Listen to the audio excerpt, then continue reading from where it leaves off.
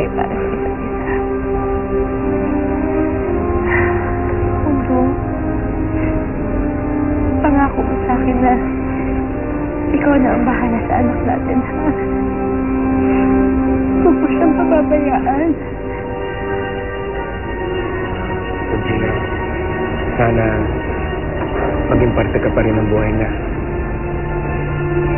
Ikaw pa rin naman kasi nanay niya. Nagpunta ako dito para tuluyang itama ang lahat ng mga pagkakamali ko. Hindi gagawin natin yun, eh. Meron kang malaking kasalanan na kailangan mong pagbayaran. At kailangan ka namin turuan ng leksyon. Isang leksyon na kailanman ay hindi mo makakalimutan. Wow, I think I like that.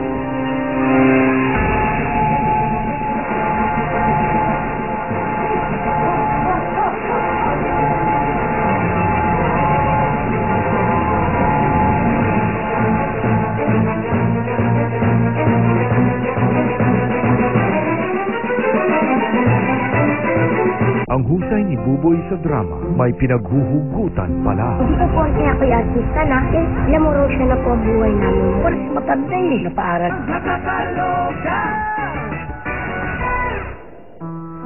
Alam mo ba, girl?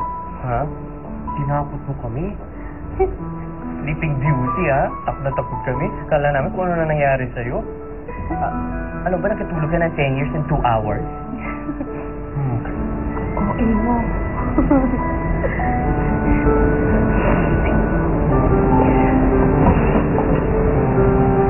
Wala, anak.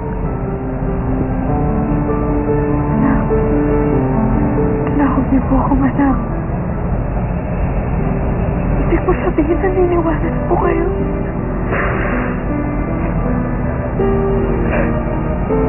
Tawarin mo ko kung hindi ako naniwala sa mga sinabi mo noon.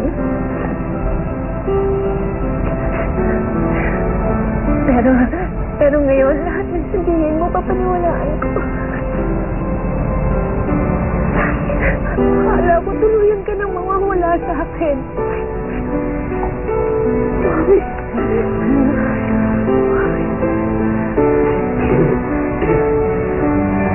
Baka pwedeng humingit naman ako. Gusto ko namang mayakap ang apo ko.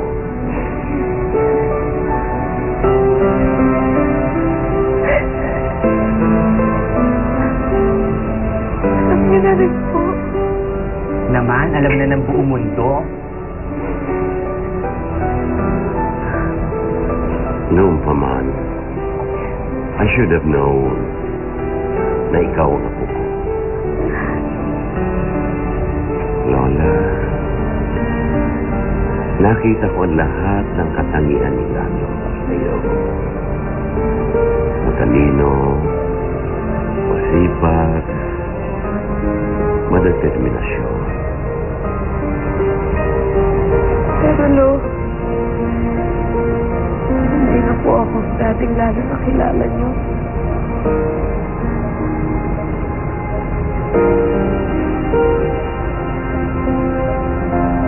Apo, magbago ka man. Hindi magbabago ang pagtingin ko sa'yo.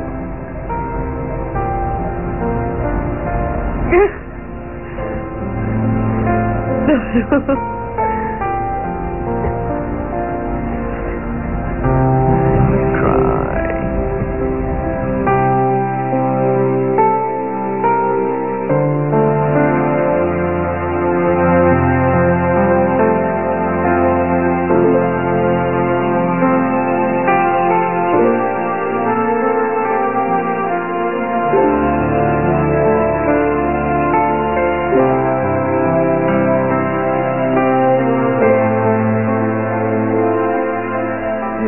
Nahalugog na namin ang buong bahay. Wala si Gaston dito. Baka natunog ganyan na papunta na tayo dito.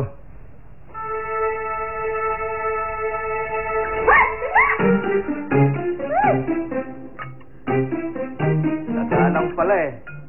Alam ko kung ano. O sige, babalik na kami sa presinto. Yung iba maiwan dito ha. Man, look for clues. Okay?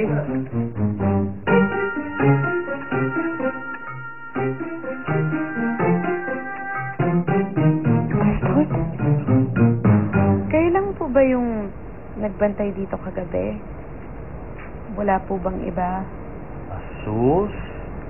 Ayaw pa kasing diretsuhin. Yung hinahanap mo si Facundo, wala na, umuwi na. Pero tinawagan ko, ang sabi ko, gising ka na. Pupunta ba siya dito?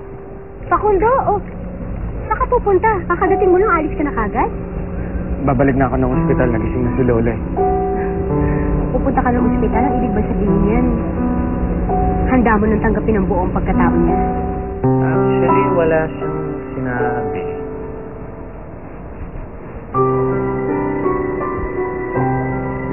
You love him?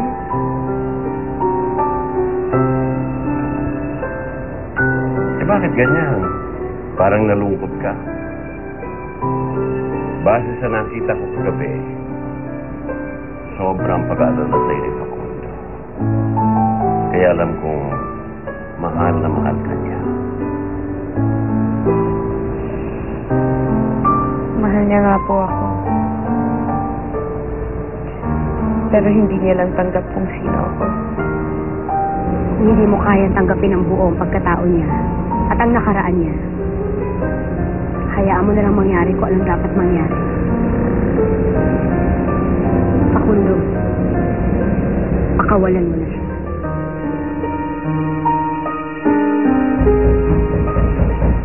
Ayan, baka siya na yan. Come in! Ay, wala. Better luck next time.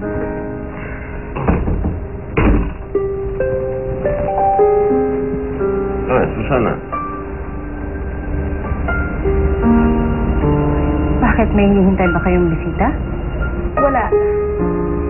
Nandito na po sa kwarto ang lahat ng taong importante sa akin. Wala na akong hinihintay pa. Actually, may kasama ako Lola. Julia!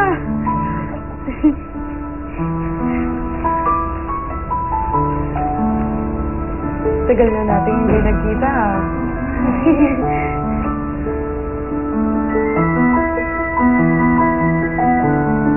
Anong ginagawa mo dito? Sasakpa mo na naman ako, no? Layuan mo ako. Ano gagawin mo sa akin, ha? Ate Lola, huwag ka matakot. Nandito si Sarah para humingi ng tawad sa'yo. Patawarin mo ko. Sana maintindihan mo kung ano ang nagtulak sa akin para pahirapan ka ng ganun. Pero alam mo ngayon, pinagsisisihan ko na ang ginawa ko. Yun ang dahilan kung bakit nandito ako ngayon. Gusto kong itama ang aking mga pagkakamali.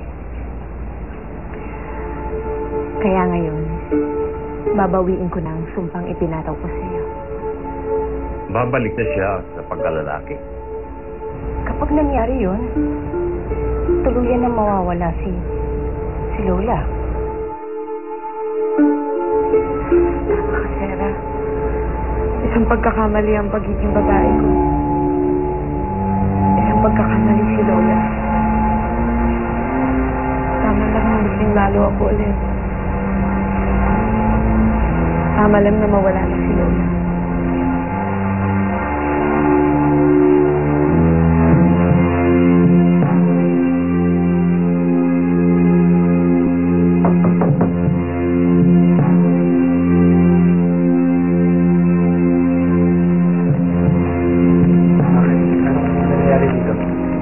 Facundo, Kala namin hindi ka na darating. Bakit? Ano ba nangyari? Ano ba nangyari kay Lola?